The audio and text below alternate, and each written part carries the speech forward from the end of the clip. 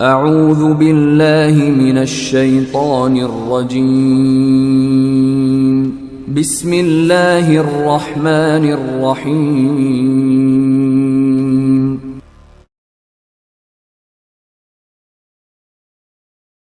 بسم اللہ الرحمن الرحیم۔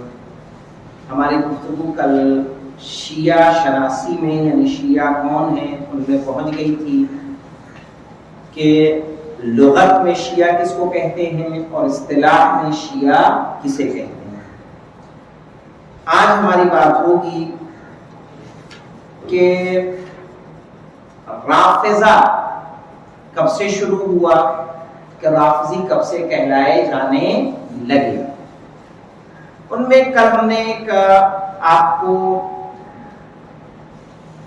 امام شافعی کا وہ شعر سنایا تھا کہ پہلے کے زمانے میں محبت علی بھی کیا تھی، رافضی ہونے کی دلیل تھی۔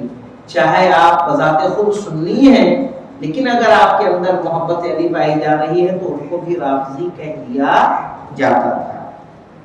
یہاں پہ دیکھیں جس طرح سے شیعوں کے کئی معنی ہیں اسی طرح سے رافضی کے بھی کئی معنی ہیں۔ کہا امام شافعی کی جو ہم نے اشعار بیان کیے تھے ان میں کیا تھا کہ حضرت علی علیہ السلام کی فضیلت کے اعتقاد اور آپ کے خاندان کی محبت کے معنی ہی کیا ہونا ہے، شیعہ اور رافضی ہونا ہے۔ اگر کسی کے اندر مولا کائنات کی ان کے اولاد کی محبت پائی جا رہی ہے تو اس کا مطلب ہے کہ وہ شیعہ ہے اور رافضی ہے۔ اور ایک جگہ اور کہا جا رہا ہے کہ رفض کا مطلب علی کی خلافت پر دلیل کا ماننا، کہ مولا کائنات خلیفہ ہیں، اس پر اگر آپ مانتے ہیں کہ اس پر دلیل موجود ہے تو اس کا مطلب کہ آپ رافضی ہیں۔ ایک مصنف ہیں عبد القاہر بغدادی، انہوں نے ایک قدم آگے بڑھتے ہوئے غالیوں کو رافضیوں کا ایک فرقہ بتایا ہے، بلکہ انہوں نے اپنی کتاب میں شیعہ لفظ استعمال ہی نہیں کیا، شیعوں کو ہی کیا کہا ہے، جگہ جگہ رافضی کہا ہے۔ اچھا یہاں انہوں نے دیکھیے اور انہوں نے رافضہ ہی کا استعمال کرتے ہوئے اس کے تین گروہ بتائے ہیں، ایک غلات کیسانیہ، ایک امامیہ، ایک زیدیہ۔ کیسانیہ کون تھے؟ کہا کیسانیہ کہ جو محمد ابن حنفیہ کو امام مانتے تھے ان کو کہا جاتا ہے غلات کیسانیہ۔ امامیہ ہم لوگ ہیں جو 12 امام کو تسلیم کرتے ہیں۔ زیدیہ کون لوگ تھے؟ زیدیہ وہ لوگ کہ جو جو زید ابن علی ابن حسین یعنی چوتھے امام کے جو فرزند ہیں زید، جو ان کو امام مانتے ہیں۔ صحیح ہے، وہ مذہب زیدیہ ہے جو آج بھی میں نے کہا موجود ہے۔ اب دیکھیں جو انہوں نے عبد القاہر نے غالیوں کو کہا کہ کیا ہے، شیعہ رافضی۔ شیعہ کس اساس پہ ہیں جو اس سے پہلے ہم ذکر کر چکے ہیں کہ علی کو امام مانے، امامت اصل ہے، شیعت کے لیے امامت اصل ہے، علی کو ان کی اولاد کو کیا ماننا، امام ماننا، کہ امامت آپ کی نسل سے باہر نہیں ہے۔ غالی کیا کرتے ہیں، امام کو اللہ اور رب کا درجہ دیتے ہیں۔ اگر کوئی علی رب کہہ رہا ہے تو اس کا مطلب وہ کیا ہے، غالی ہے کہ نہیں۔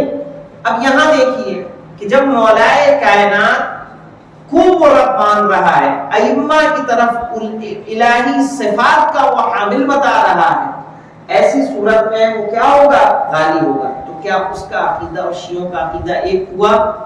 کیونکہ رافضیوں کو غالیوں کو ائمہ نے ان کی مذمت کی ہے اور ان کو کافر کہا، غالیوں کی سراہنا نہیں کی ہے۔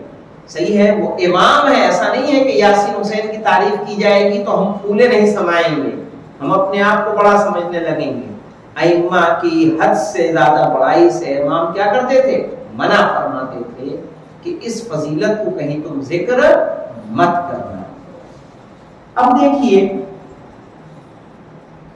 ایک شخص نے یعنی ابو بصیر کہ جو صحابی ہیں 5ویں اور 6ٹھے امام کے، انہوں نے آ کے 5ویں امام سے شکایت کی کہ اب ظالموں نے ہمیں ایک ایسا نام دے دیا ہے کہ جس کے نام سے ہم پر حملہ کرنا چاہتے ہیں، ہمارے مال کو لوٹنا چاہتے ہیں۔ تو کہا بتاؤ کیا کہتے ہیں تمہیں؟ کہا ہمیں رافضی کہتے ہیں۔ تو کہا کہ کیوں پریشان ہو؟ تو امام نے ان کو دلاسا دیا اور دلاسا دیتے ہوئے فرمایا کہ جناب موسیٰ اور فرعون، کہا فرعون کے لشکر کے 70 افراد جناب موسیٰ کی طرف آ گئے تھے، لشکر کے 70 افراد جناب موسیٰ کی طرف آئے، اور جو یہ 70 افراد آئے تھے یہ جناب ہارون کو بہت زیادہ چاہتے تھے، تو جو باقی افراد تھے وہ ان 70 افراد کو رافضی کہا کرتے تھے۔ یعنی امام نے دلاسا دیتے ہوئے کس سے کہا؟ ابو بصیر سے کہا اگر وہ رافضی کہتے ہیں تو بہت زیادہ پریشان ہونے کی ضرورت نہیں۔ اب دیکھیے اب اس سے ہمیں چند چیزیں ملتی ہیں۔ ایک ہے کہ اس دور میں شیعوں کو رافضی کہا جاتا تھا، یعنی کس دور میں؟ بنی امیہ کے زمانے میں۔ اور کون کہتا تھا؟ بنی امیہ کے حکام کہا کرتے تھے شیعوں کو، یا علی کے چاہنے والوں کو رافضی کہا کرتے تھے۔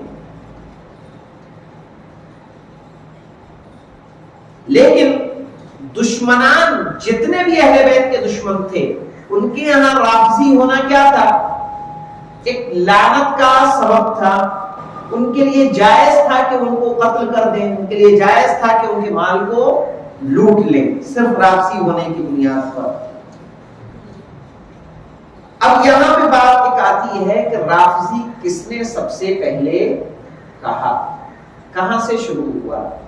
تو دیکھیے شیعوں کو رافضی کہے جانے اور رافضی کہنے کا آغاز کس نے کیا؟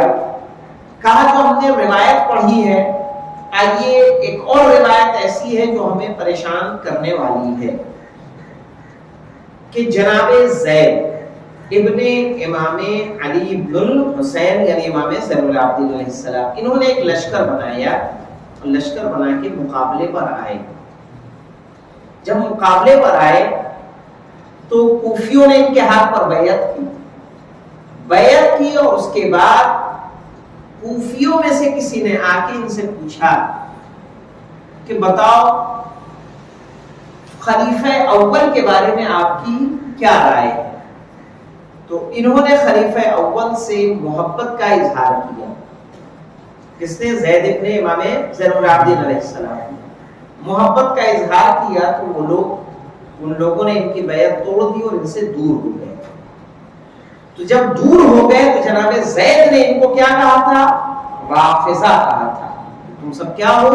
رافضہ ہو، یعنی بیعت کو قبول کر کے تم نے کیا کیا؟ ان کو انکار کر دیا، اس کا رفض کر دیا۔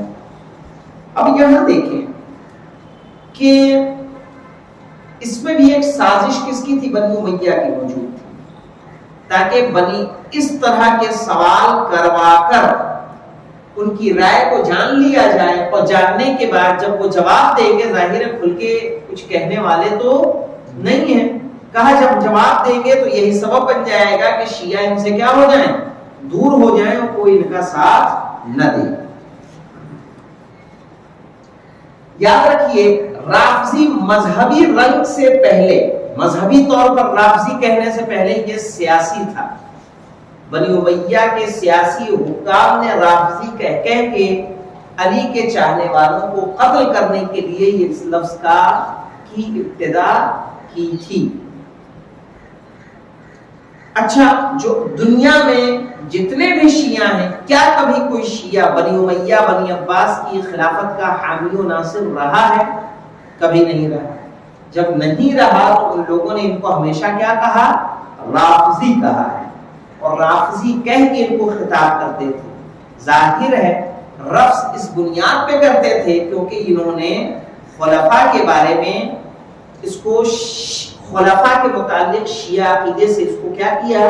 جوڑ دیا، اور خلفاء سے شیعہ عقیدے کو جوڑ کے چونکہ یہ شیعہ ان خلفاء کو تسلیم نہیں کرتے اس لیے ان کو کیا کہا جائے؟ رافضی کہا جائے، اور اس طرح سے شیعوں کو رافضی کہنے کی ابتدا ہو گئی۔ اس کے بعد شیعوں کے جو فرقے ہیں اس پر ہماری گفتگو ہوگی۔ گفتگو کو یہاں پر یہیں پر روکتے ہیں تاکہ زیادہ طویل نہ ہو۔ الحمدللہ رب العالمین۔